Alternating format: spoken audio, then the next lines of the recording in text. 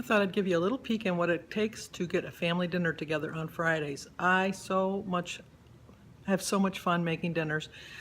It's kind of like odd to say, but I really do enjoy it. And I hope that when I'm gone or when I'm not able to do it anymore, that my children and my grandchildren especially will have fond memories of their time spent every Friday at Grandma's house or Mom's house having dinner. I have memories of when I was younger. On Sundays, we went to church and then we had dinner in the dining room, that made it special. The rest of the week we ate in the kitchen, crammed into the kitchen. It was a very small kitchen. But on Sundays we had a chicken dinner, which who'd have thought, as much as I eat chicken now, that was going to be a gourmet meal. But we'd have a chicken dinner on Sundays and we would be in the dining room. So occasionally an aunt or uncle would show up, and I just have such good memories of that. I have memories of going to my mother's every Sunday for dinner, even when I was an adult. Just really happy memories. So of all the gifts that God has given me, I think one of the greatest gifts He's given me is the gift of my family. I don't know if I've ever mentioned it in the past, which I'm sure I have. I treasure my family. I love my family beyond words, and I wouldn't trade any of them for all the tea in China, because they're just so special to me. And if this is just one little thing that I can do that'll bring a smile to their face, I'll do it as long as I can, because I really get a lot of enjoyment in it. So hopefully you like what you see. Hopefully it's not too boring. I hate inflicting my family upon people, but you know what? I love them, and I hope you love them too. So let's go on with the meal preparation. Okay, not that you asked, but I'm going to show you the preparations for making family dinner. I've already got my pulled pork in the slow cooker, so that's just a matter of chopping up some onions, putting it in the slow cooker, a cup of water, 12 ounces of barbecue sauce, and a chopped up onion. And then you cover it and you just let it simmer all day. So that's all for that for right now. Now I'm going to make my coleslaw. This is a secret recipe, so don't share it with anyone. It's secret, just between me and you.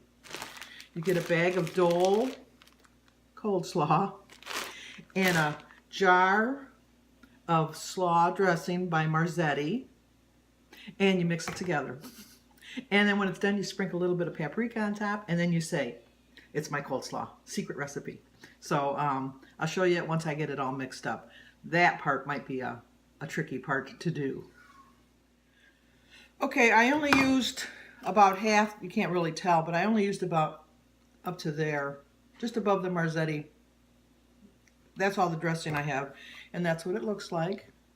And then what I do is I put my lid on it, and I turn it upside down, and then I put it in the refrigerator for about an hour, and then I flip it back to see if I need any more dressing. So I might have to add a little bit, but not very much. And then I put it in a serving bowl, or like a Tupperware bowl, so that when we have cleanup after dinner, it's just put the lid on and put it back in the fridge. And that's about it. Oh, I sprinkle a little paprika on it. That's it. On to the deviled eggs. Okay, the next secret recipe, don't tell, are my deviled eggs. And all I do is hard-boiled eggs, which everybody knows how to do that. And then I cut them in half, scoop the yolk out, and then I smash them up. And then my secret ingredient is Miracle Whip. I use 3 teaspoons, or like this. I know it's not a really legitimate teaspoon, but I probably put about 3 of those. And then I smash them all together, add a little bit of salt to flavor, and then I sprinkle the top with some smoked paprika to make it look pretty. And this is how my eggs look. I don't want them to tip. Let's see. So there's my eggs. Another secret family recipe I'm sharing. Okay, this is my potato salad and my macaroni salad, and that's Denise's bowl.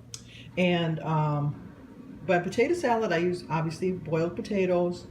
I used 8 potatoes and 8 eggs, hard-boiled eggs. And I chopped up 6 stalks of celery and probably half a jar of pickles. And then my macaroni salad is the same thing as macaroni salad with only 3 eggs and half a jar of pickles. and 6 stalks of celery. And then that's Denise's bowl because I always add onion. I have a yellow onion that I add, but I don't add it to the potato salad or the macaroni salad till after I do Denise's dish because she doesn't like onion. And the good sister that I am always put a side dish of potato salad aside for her. She's not a big fan of macaroni salad. So I'll show you how I make my dressing. Okay, before we start, I would like to clarify that I do not own stock in Miracle Whip, and I am not a spokesperson for Miracle Whip, but Miracle Whip is my go-to. I use this on everything. I use it on sandwiches, in my tuna, on my egg salad. Jim uses it on his sandwiches every day.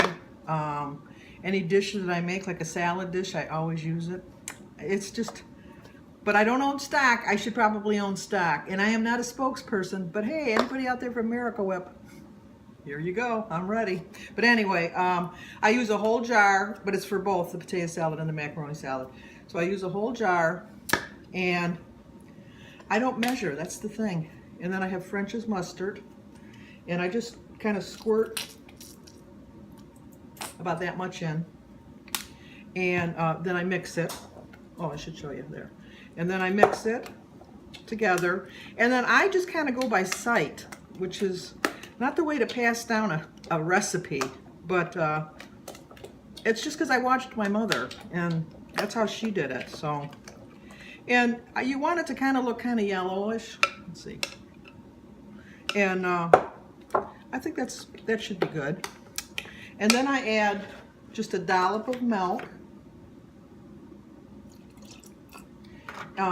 Don't know why. My mother just always put milk in it.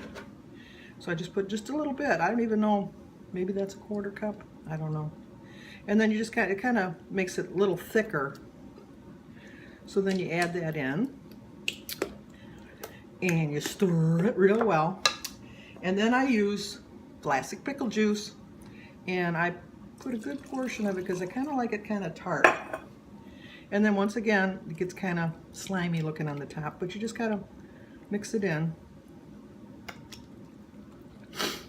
And till you get to the right consistency, which you can tell when you're doing it. You just want it to be kind of smooth. Smooth like butter. And then, to offset that, I add sugar.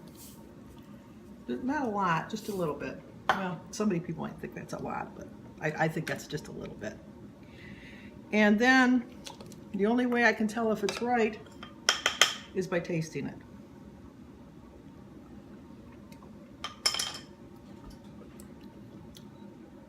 Needs more pickle juice. So then I add some pickle juice.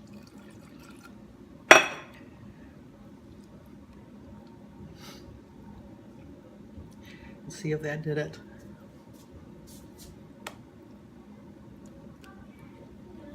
What?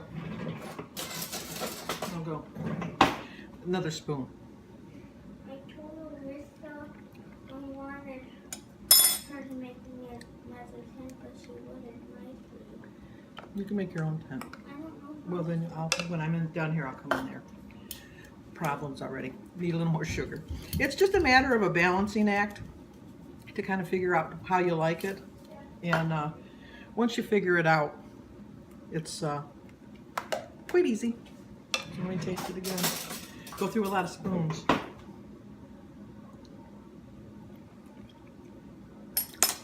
Perfecto. So I'll show you it once it's mixed up. Okay, 2 hours later, there's my macaroni salad, and there's my potato salad, and there's the coleslaw, and there's the deviled eggs, and there's Denise's portion. And over here I have the pulled pork going, and there's the corn on the cob that still needs to be shucked. When I make my baked beans later on this afternoon, I will show you how they're done. I don't use Miracle Whip in that though. Okay, moving on to my baked beans. I use a Bush's, and I just pour it into the dish, obviously. I use a baking dish. I'll show you in a minute.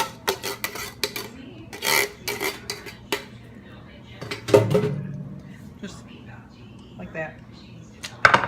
And I've already chopped up 1 onion, and I add that on to it and mix it in. Just stir it around.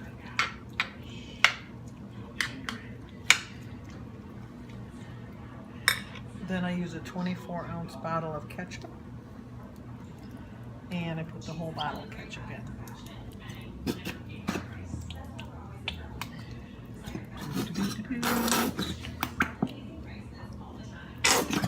My sister-in-law is actually the one that, she's from Tennessee. She's the one that gave me the recipe for the, oh, spoiler alert, there's no Miracle Whip in this. And then you stir that around so it all mixes together.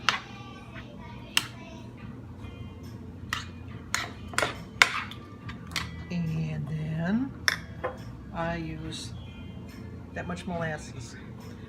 It's all I have left, but that's how much I use anyhow. And I just pour it in. It kind of gives it a sweet flavor, obviously. And you just want to stir it till it looks like it's all mixed together.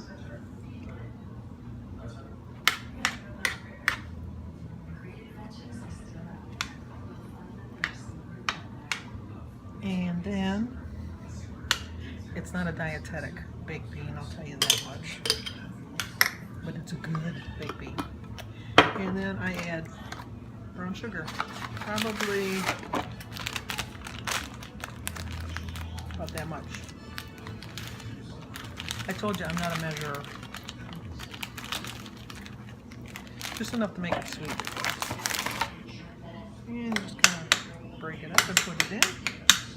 Usually I put a couple strips of bacon on it, on the top, but I thought I had bacon and I don't. So that just gives it a little bit of a porky flavor, but they're pork and beans anyhow, so they have enough pork in them. And then I bake it at 350 for about 2.5 hours, without a lid, without a cover on it. And that's about it. Let me show you what it looks like.